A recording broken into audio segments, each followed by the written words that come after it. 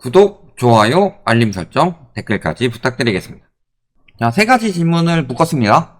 엔화가 내려갔다고 하는데 이게 영향이 있는지, 그리고 일본 정부가 방어를 했다고 하긴 하던데요. 방어를 했죠. 했다고 하는 정도가 아니라 많이 했습니다. 우리나라 외환보유 풀어가지고 환율 낮춘 것처럼 일본도 그런 것을 했다. 근데 방어를 했는데 일본 엔화가 어떻게 흘러갈 것이냐, 이런 부분도 봐야 되는 거고, 미국보다 금리를 먼저 내릴 수 있을까. 그 다음에 WGBI 편입되면 환율 안정된다고 하는데, 이거는요, 환율 올라가니까 분할 심리 하니까 뭐든 이거 되면 괜찮을 거야, 이거 되면 괜찮을 거야 이야기 하는 건데, 일단은 환율 안정적인 거나 이런 부분을 봐야 돼요. 그러면은 우리가 첫 번째로 봐야 될 것은 원달러 환율이죠. 1350원대 또 깨지면서 지금 1349원까지 갑자기 떨어진 상황인데, 이렇게 왜 떨어졌느냐, 두 가지 영향이 있죠. 첫 번째는 원화랑 거의 똑같은 그래프 보이고 있죠. 여기도 엔화도 갑자기 이렇게 툭 떨어졌죠. 당연히 이것도 개입이 있을 수밖에 없는 거고, 이렇게 올라가다가 최근 지표는 거의 비슷하게 흘러갔죠. 근데 엔화도 갑자기 툭 떨어지고 있다. 첫 번째 이유는 지금 원이랑 엔, 이게 어느 정도 동조화 현상을 보이고 있다. 왜냐면 경제하는 모습을 보면 경제가 비슷비슷해요. 그리고 또 한 가지는, 자, 미국 경제 성장률이 1.6%로 예상치보다 낮게 나온 반면에 한국 경제 성장률은 오히려 1.3%로 미국보다 낮아요. 그런데도 불구하고 높게 나왔다. 그러면서 요 상황에서 연준은 비둘기고 한국은행은 매파여서 환율이 떨어지는 거다. 근데 지표를 보시면은 우리나라는 물가 잡혔고 미국은 물가 예상치를 벗어나죠. 미국이 매파고 우리나라가 비둘기가 돼야 되는 거 아니에요? 하느니 매파도 아니고. 언론에서 계속 저런 식으로 이야기하고 있고, 요 근원적인 부분은 우리가 봐야 되겠죠. 그러면은 얼마 전까지만 하더라도 환율 조작국이라는 이야기가 많이 나왔었죠. 한국, 스위스 등 관찰 대상국이다. 환율 조작국이 있는 건 아니지만 환율 조작국 지금 의심이 돼서 관찰을 하고 있는 나라 중에 우리나라가 포함이 된다. 그러면은 환율 조작국들 이야기 나오는데, 환율 조작국에 대해서 미국이 어떨 때 환율 조작국 이야기를 해요? 환율이 올라갈 때 이야기를 해요? 환율이 떨어질 때 이야기를 해요? 환율 올라갈 때 이야기를 하죠. 환율 조작국 취급 받아가지고 제대로 한 방 맞은 나라들이 85년? 일본. 이때 일본뿐만이 아니라 독일 뭐 이런 곳들도 영향 같이 했었는데, 이때 플라자 합의했었죠. 그러면서 지금도 제2의 플라자 합의가 나올 수도 있다. 환율이 너무 빠르게 튀고 있다. 일본 환율이 그때 그 당시에 일본 환율로 가고 있죠. 그렇다는 건 환율 조작국 의심을 받는 곳들은 환율이 급등하고, 이 급등하는 곳들을 생각을 해보면은 수출을 저렴하게 할 수 있는 거죠. 예를 들어서 1달러에 1200원일 때랑 1달러에 1300원일 때를 생각을 해보면요, 15600원짜리 물건을 만들어서 판다고 했을 때 1달러에 1200원이면 얘는 13달러가 되는 건데, 1달러에 1300원으로 올라가 버리면 얘는 12달러가 되죠. 이 12달러니까 소비가 늘어날 수밖에 없다는 소리예요. 13달러 가진 사람보다는 12달러 가진 사람이 당연히 많을 수밖에 없으니까. 싸다는 느낌도 있으니까. 그래서 이런 것들을 환율 조작국 이야기를 하는데, 왜 그러냐면 이런 것 때문에 수출이 저렴하게 돼서 무역 수지에 영향을 주니까. 근데 미국의 무역 수지 그래프를 보면요, 미국은 만성 적자일 수밖에 없습니다. 그렇지만 자, 미국의 무역 수지가 글로벌 금융위기 터지고 나서 확 개선됐다가 쭉 이 정도 유지하다가 코로나 터지고 나서 확 이렇게 됐다가 어느 정도 안정되는 느낌이었는데, 요즘의 무역 수지가 어때요? 무역 수지가 추세상 손실이 커지고 있다. 근데 미국이 가뜩이나 여러 가지 적자 볼 게 많은데 무역 적자도 늘어나고 있다. 물론 미국이 완성적으로 무역 적자를 내야 되는 나라라고 말씀을 드렸습니다. 이건 기축통화의 역할인데, 돈이 많아야 돈을 많이 풀지.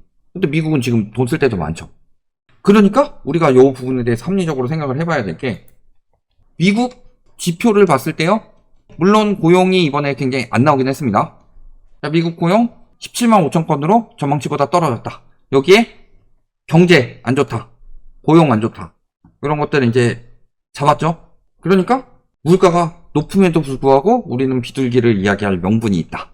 그러면 지금 미국이 느끼고 있는 건 너무 고환율이라는 느낌을 지금 강하게 느끼고 있어요. 그러니까 작년만 하더라도 환율 조작국 이야기도 나오고 괜히 한 거고. 근데 문제는 이걸 잡기 위해서 미국에서 지금 비둘기적 발언을 했지만, 실제 미국이 생각보다 비둘기는 맞아요. 왜냐면은 자, 미국에서 계속 이렇게 빨갛게 물들고 있으니까 2022년도부터 금리를 쭉쭉 올리기 시작하죠. 베이비 스텝으로 하다가 빅 스텝 했다가 자이언트 스텝 했다가 막 이런 식으로 하다가 물가가 쭉 또 이렇게 안정이 되니까 금리 인상 멈추죠. 근데 다시 이렇게 빨갛게 물들고 있으면은 실질적으로 이럴 땐 금리 인상 해야 되는데 안 하고 있어요. 금리 인상을 안 하고 있다기보다 못 하고 있다는 게 맞죠. 왜냐면은 지금 미국도 빚 늘어나는 속도가 예사롭지가 않다. 근데 그 상황에서 금리까지 올려버렸으니까 미국에서는 뭐 하는 거예요? 채권, 국채에 대해서 갚아야 될 이자가 굉장히 심각하다. 그러니까 불과 한 작년쯤에 미국 예산 총액을 상향하지 않으면 디폴트가 날 수 있으니까 이 부분에 대해서 여야 합의를 빨리빨리 하자. 이런 식으로 하니까 지금 양적 긴축도 괜히 줄인 게 아니에요. 물가가 안 잡혔는데 양적 긴축을 갑자기 줄인다? 뜻한 바가 뭐겠어요? 고금리 장기화예요. 양적 긴축을 줄이는데 물가가 잡힐 수가 있겠어요? 여기서 비둘기적 발언이 나왔다? 이걸 시장에서 생각보다 비둘기라고 느끼게 되는 순간에 물가는 더 많이 칩니다. 이번에 그랬듯이. 이번에 12월에 발표하고 나서 물가가 12월 거부터 계속 예상치를 벗어났듯이. 그러니까 지금 시장 반응 어때요? 예전에는 파월이 아무리 강경 발언을 하더라도 시장에서 그래도 금방 내릴 거야, 이렇게까지 안 올릴 거야, 이런 식으로 계속 반응을 했는데 지금은 어때요? 금리 인상 없고 우리에게 남은 거는 동결 아니면은 금리 인하밖에 없다, 이렇게 이야기를 했음에도 불구하고 인상에 베팅하는 것도 나오고 있다. 인상 확률 18% 반영. 18%면 과반도 안 된다라고 생각할 수 있겠지만 없던 게 18%가 생겨난 거예요. 파월도 못 믿겠다는 거예요. 지표를 보면 파월이 비둘기를 말할 때가 아닌데. 얼마 전에 옐런이 와가지고 이렇게 셋이 모여가지고 뭘 했겠냐. 언제 모였어요? 저번 달 중순에. 그리고 여러 가지 지표들이 그 다음에 따다닥 나오면서 미국은 비둘기적으로 나오고 다른 나라들은 매파적으로 나오면서 그 다음에 환율 딱 맞춰가지고 동시에 발표해서 우리는 더 매파, 여기는 비둘기 해가지고 환율 뚝뚝 떨어뜨린다. 우리나라가 지금 경제 성장률이 1.3%가 나올 수준이에요? 건설 빼고 다 0%대인데? 우리나라 건설이 경제 성장률에 차지하는 비중이 50% 넘어요? 기이하다는 거예요. 물가도 왜 잡혔냐, 우리나라가. 그렇다는 것은 우리가 생각해 봐야 될 거는요. 그래서 지표를 뭐 누가 조작을 했고 막 이거를 중점적으로 봐야 될 게 아니라요. 우리나라 경제가 살아났냐, 그래서. 지표만 살아났고 이것 때문에 환율을 낮췄지만 실질적으로 우리나라가 지금 환율이 내려갈 상황이냐. 일본이 달러를 풀어서 엔화 가치를 떨어지는 걸 막았지만 우리나라도 역시 안 했다는 보장 없어요. 그리고 이 상황에서 미국에서 이런 식으로 환율을 이야기를 했지만 미국에서 과연 비둘기일 수가 있느냐. 물가가 안 잡히는데 양적 긴축을 줄인다는 소리는 고금리를 더 길게 가져가겠다는 소리입니다. 빚을 갚는데 한계를 느끼고 있다는 소리예요, 지금. 빚을 한꺼번에 쭉쭉 갚으려니까 미국 경제도 힘들다. 그러니까 차라리 그냥 이자 내면서 조금씩 갚겠다. 우리 똑같이 생각해보면은 원리금을 많이 내면 빨리 갚는 거고 원리금을 조금씩 내면 천천히 갚는 거예요. 오래 걸리는 거죠. 주담대를 받더라도 30년 주담대랑 40년 주담대를 받았을 때 30년 주담대가 원리금을 더 많이 내는 대신에 원금이 더 빨리 줄어들어서 30년 만에 갚는 거죠. 똑같다고 보시면 돼요. 양적 긴축을 빨리 하다 줄인다는 소리는 갚는 원금을 줄이겠다는 소리예요. 갚는 원금을 줄이면 갚는 기간은 더 길어지겠죠. 갚는 기간이 더 길어지면 고금리가 더 길어진다는 소리예요. 이 부분에 대해서 판단하면서 다 비둘기다, 이제 금리 인하 할 거고 금리 인상 없고 그러니까 우리는 걱정할 거 없다, 조금 길어지면 어떠냐, 파월이 저렇게 이야기를 하고 있는데 이런 식으로 우리가 지금 안심하고 생각할 때가 아니다.